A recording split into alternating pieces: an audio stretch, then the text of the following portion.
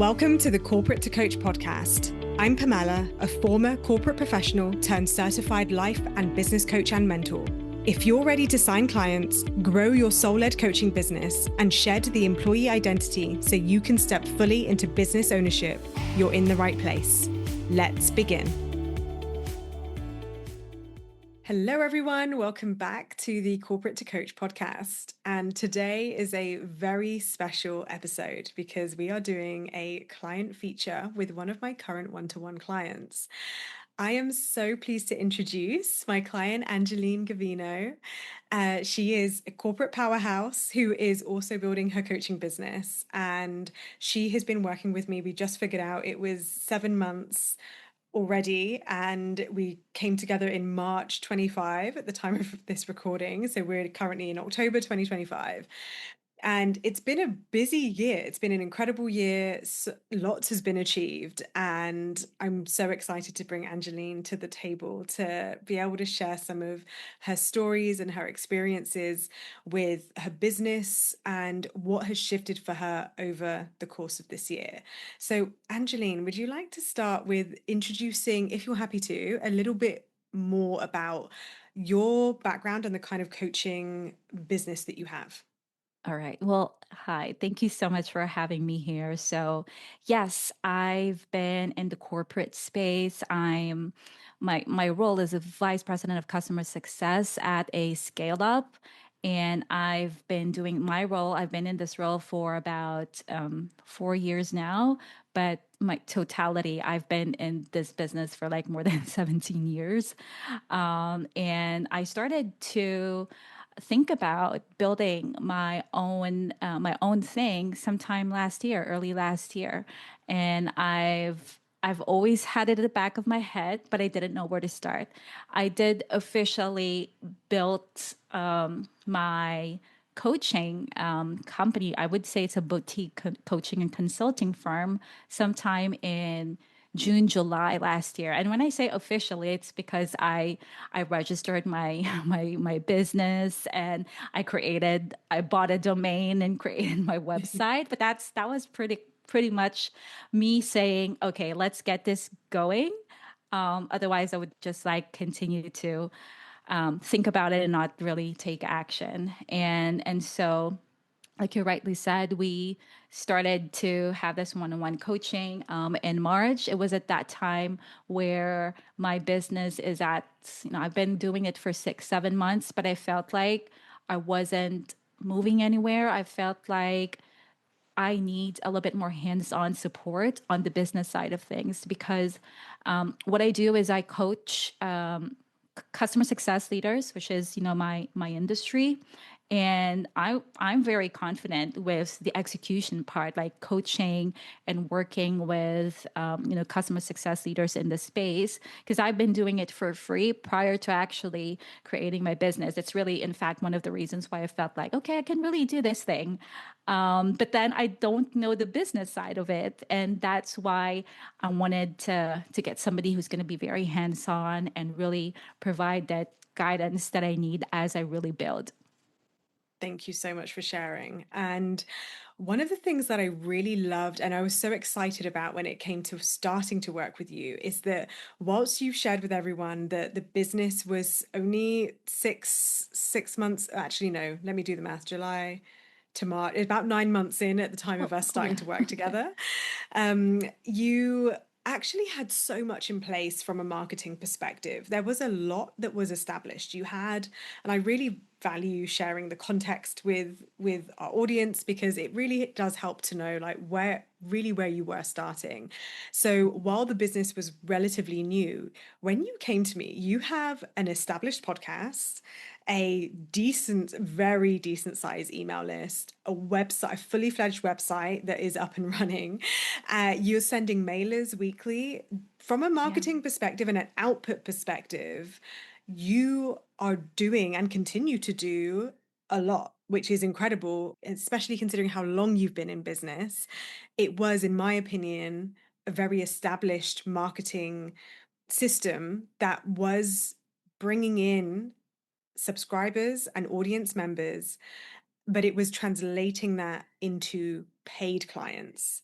Right. Right, exactly. No, I love that you said that because now in hindsight, I can say that wasn't like I felt I was saying earlier, I felt like there's nothing going on in my business, Right. but oftentimes in that building phase, it's normal that it's I realize now in hindsight, a lot of the things I've built at the beginning of my business gave me the momentum that I have now to really cultivate that and turn that into actual revenue. And maybe it's also coming from my corporate background. I understood marketing from the start. I understood audience building from the start, and I knew. And I was also doing some other programs out there. There was a few coaching programs that I also invested in, but it was more like a do-it-yourself kind of program. And it helped me get the business going. Like you rightly said, I started my newsletter because I knew that I cannot just like launch a business. Like an online business is not like, oh, I have a website and then people is going to start coming into the website. Like I need to make sure I'm making it visible. And I am already very visible in LinkedIn because that's where my audience are. So I really worked more on that and then cultivated that and brought people to my newsletter because I knew that LinkedIn algorithm is really hard to decipher. And so I want to be able to have access and control of my audience. So I started the newsletter and then I started podcast because it's a medium that is very much how do you call this? People in my industry like to consume. And Mm. so I knew that I need to put it out there to get more visibility. And the thing is, I have a 9 to 5 job, right? Like a full-time job, and I'm doing this on the side. And so I had to be very realistic with what I could I could achieve. And so I made a promise to myself, at the very least, do release a podcast episode every other 2 weeks. And I've been able to consistently do that. So really, a lot of this, how should I say, promise. I need to understand what I can realistically do and then commit to that. And I think that was like one of the early things that I needed to learn very, very fast so that I can, like I said, build that momentum. Yes. And I love that you came to the coaching with all of that established. So, and not that we're here to coach, but I just love that contrast of saying how your business wasn't doing much and yet you were doing so much in your business. And I think that's something that a lot of my audience and clients come to me saying they are doing a lot in their business, but their business isn't doing much to show them the results and the returns. And it isn't that things aren't in place. It isn't that you haven't done the courses or that you haven't had the coaching, but it's making all of it work for you with the time restraints that you have. Because I know in the middle of summer, you were traveling you're currently based in Asia, you were traveling to New York, you had speaking gigs, you had keynotes, there was so much going on in your corporate Yeah. career. Navigating your launch and doing all of that around it and making it work for you and not making it a problem with your corporate career and still committing to the things you said you would. There is so much that you brought to the table that you are already really, really strong at. I mean, it was a joy. It's been a joy to coach you and support you and continues to be honest with you. So I want to Oh, celebrate that, first of all. I appreciate that. No, it helps to know that. I mean, like you said, like we were talking about it, right? When you're just in the beginning phase and there's no dollars coming in, you feel like, oh my gosh, what am I doing? Like Right. nothing's turning into dollars. But I realize, the thing is, this is my first business that I'm really doing on my own. So maybe the journey would be different for everybody else. It could be like the velocities for some people it could be faster, but the fact that I had a 9 to 5, I knew that it will be slower. So I also made sure that I'm setting the right expectation because otherwise I was afraid to burn out too. Like Right. I have to do a lot of the things that I do on the side after my job. And I work with a very global team, a global customer. So I have evening calls sometimes for customers in my 9 to 5, customers in the US. And so I need to be very, very conscious about how much time do I put on the business without sacrificing the quality of the work that I put out for my 9 to 5. But yes, I think it's been a lot of the work that we've done as well has really helped me understand, right? How do I focus my energy? How do I become a bit more organized, so that I'm always making sure that things are moving forward, even though it's slow. It's now 1 year, more than 1 year later since I started, I can say that, oh, that 1 year was not a waste of time. Like that was so essential for me to get to where I am today. Yes, so good. And that is one of the things that we worked on that a lot of clients come to me with is balancing the energy of the 9 to 5 and the business. And in the business, what I found really interesting with you was that we definitely looked at the structure of your client journey, how we were bringing clients into your business, how they were finding you, how you're nurturing them and converting them. And what was interesting is that in the grand scheme of things, we didn't actually end up taking too much away. The structure itself didn't change significantly. What I observed from the outside in, it was your confidence in the client journey, your understanding of what the client journey was and the role that each of those functions played, and then knowing where to prioritize your effort with those same actions. And one of the things that you ended up doing was doing a group launch, which you hadn't done before, if I'm correct in thinking. It was definitely your Right. first group launch, but not your first webinar, right? Correct, correct. Yeah. So, so yeah, no, as you rightly put, the convert, nurture, discover. I'm flashing it on my screen because I always have it. Has been really a very good structure for me to understand, like, how do I manage the customer journey. And you're right, it hasn't really changed much, right? A lot of my nurture is still my LinkedIn. I'm like, my marketing aspect is LinkedIn, newsletters, podcasts, my website. It hasn't changed. I did webinar to launch my one-on-one coaching prior to us working together. And that has continued to be a vehicle I use when I launch my group one-on-one, my group program, because I've found confidence in really doing it already, Mm, and it aligned so much more with the audience that I have. But yes, to be honest, a lot of the tweaks and optimization that we did in every single part was so helpful. Just like when we look at my newsletter, and how we talked about having very clear call to action, that was super helpful. For example, my consult calls, we tweaked the consult call form to mm, ensure that people coming are not just looking for free advice. And there was a lot of things that help. And I'm a very, very organized person. There were a lot of things from that aspect, from the execution aspect, that we optimize to ensure that we're converting and I'm not wasting my time, or it doesn't matter. So yes, although we didn't change the journey, there was a lot of improvements that has helped me really ensure that I'm putting the right time where it matters.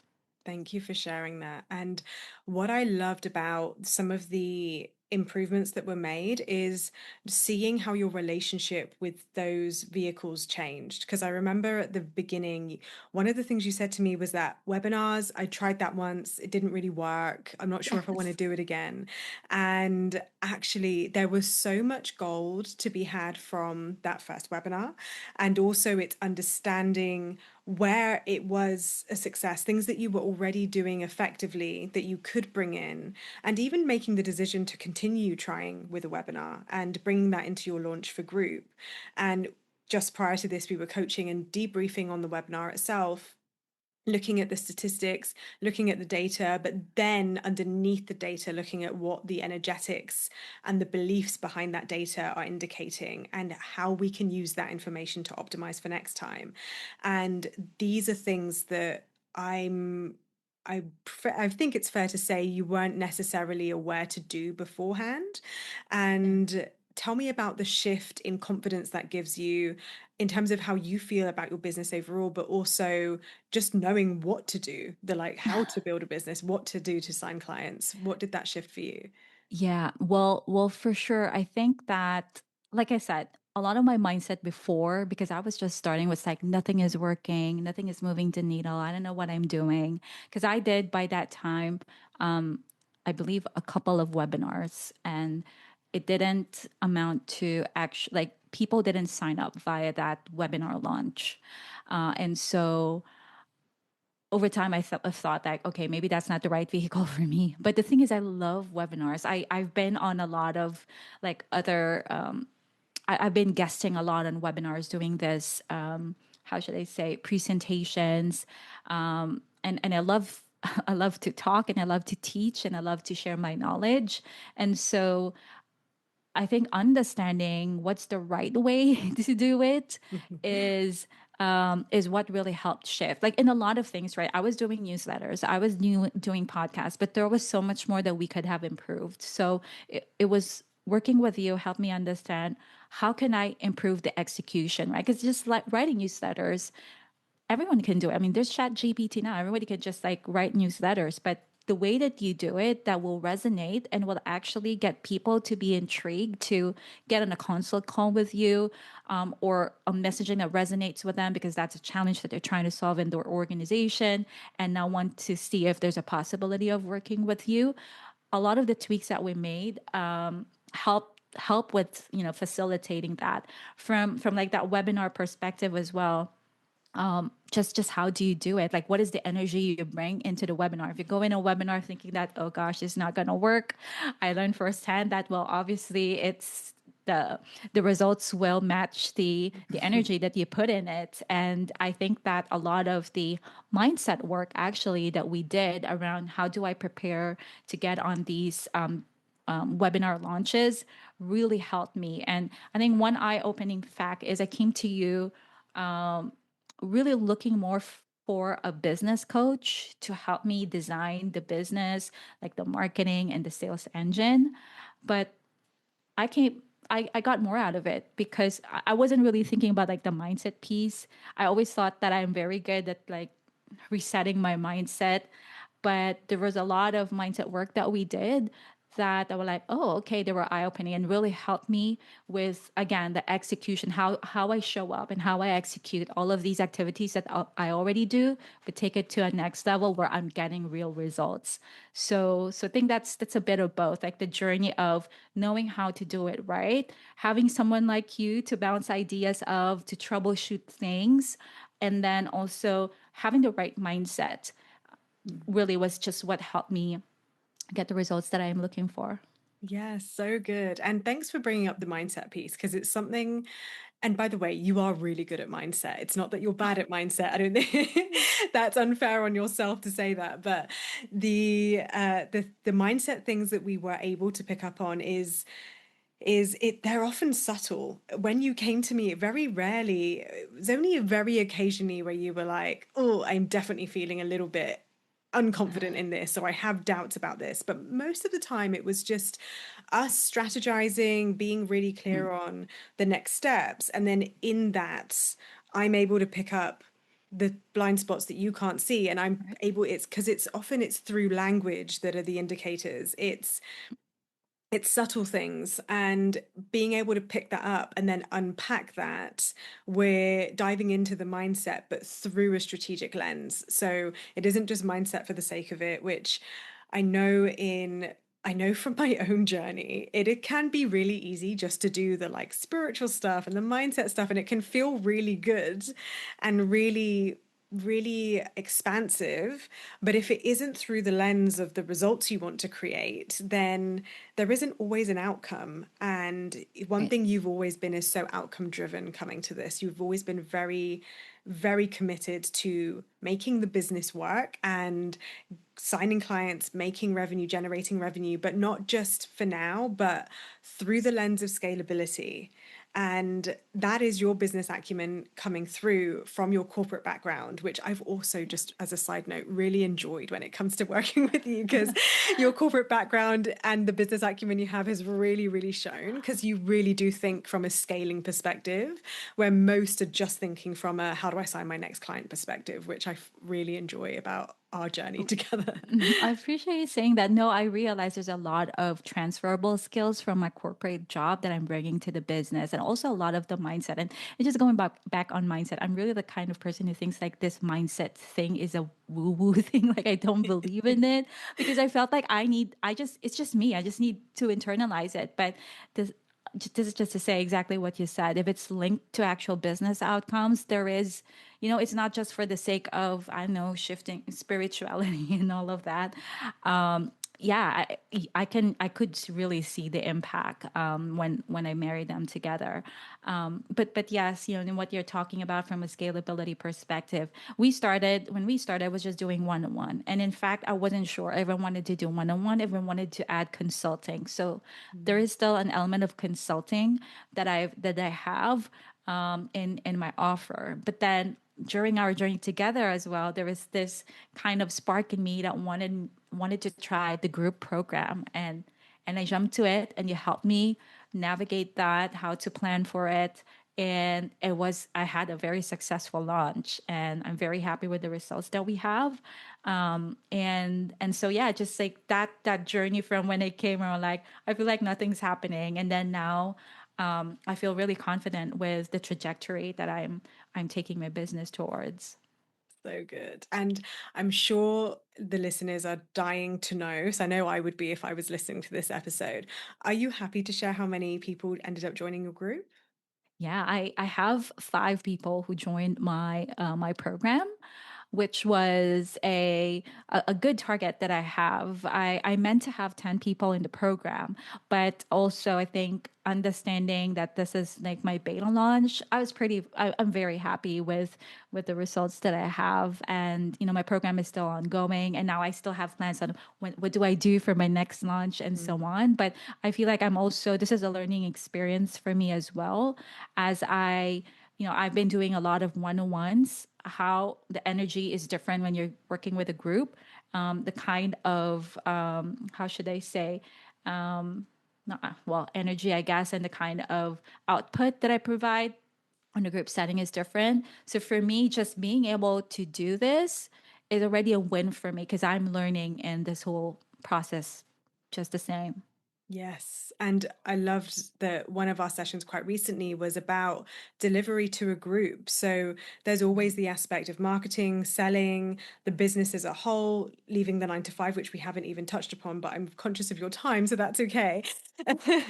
But you've come to a decision about an end date to leave your 9 to 5 as well, which is so exciting. And that was something at the beginning of your journey that you knew you always wanted, but knowing how to bring that into fruition, having that confidence that you can actually execute on that and know that you've got a plan in place is Right. so exciting. And we've also done sessions on the delivery of your group program because integrity matters, and actually getting your clients the outcomes that you say you will is Right. really important. And I love that you've been able to bring that to the table, which is it's just so much that we cover We and all of did. it matters. When I look back, right, 7 months, there's really uh, it seems like a long journey, but it's just 7 months. Not it's barely a year, but we were talking. It felt like a year because it's Q1 and we're in Q4 now.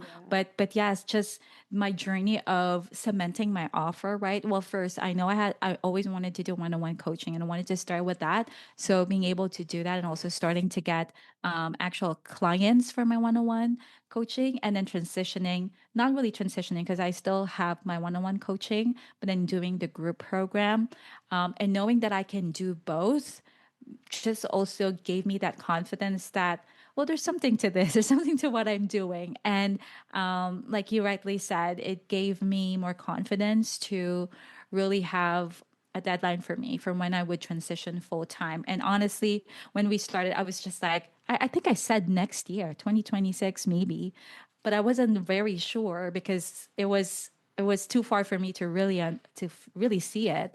But now I'm like, yes, it's gonna happen, and I'm confident with leaving my job and really going full time. And I feel confident with my plan for next year as well to make sure that we get we make it happen. I make it happen. Yes, I'm excited for you. Are there any last parting words that you want to share to the audience the coach who's listening to this and trying to build their coaching business and maybe in a similar place to where you were thinking, I'm doing a lot in my business, but my business isn't working. Any final comments that you'd like to share with them? Yeah, I think what I've learned is that there's so many ways for us to grow an online business, particularly a coaching business. And I've seen it all because I'm the kind I really invested in learning about the business part. So I already, like I mentioned, bought a coaching program as well, but it's more like a do it yourself course. And I know that there's other ways. There's communities. People are building communities, or people are building memberships. There's really a lot of ways for you to move your business forward. And this is what I learned from you, actually, Pamela, because I remember asking you, so what is the right way to do things? It's really what feels aligned to you, what really feels aligned to your energy. And once you understand what that is, you just move towards making it happen. And I'm a very logical person, so I always like to have goals and plans in place. So now looking ahead in FY 2026, it's about, okay, what am I going to do? And then working my way backward. If you're just starting, it can feel very lonely when you're starting, because when I started, nobody really understood what I was doing. I've been in the corporate world for so long that jumping into this feels like such a big change. But I believed in what I did. I was really very passionate with what I'm doing and what I want to contribute to the industry that I'm working with. So I started with that. I think when you start from a place where you really want to help and this is what you want to do and you have conviction in that, the business part follows. It's trainable. You can learn it. And on honestly, working with somebody on a one-on-one basis really did help because, like I said, I've invested in do-it-yourself programs. It's great for understanding maybe the basics, but once I started to hit some walls that I feel like is very unique to my business, unique to my audience, unique to my context, it helped having somebody to just brainstorm through it and troubleshoot it together. So I'd say, yeah, if you already believe in your trajectory, it's just about putting some more. The next step is for you to put some structure in place, and oftentimes that means maybe you're gonna have to do it yourself. I'm a do it yourself person, actually, if I think about it. But I knew that if I wanted momentum, I would need somebody to guide me through it, and I think that's how I got results in like the 7 months that we're been together.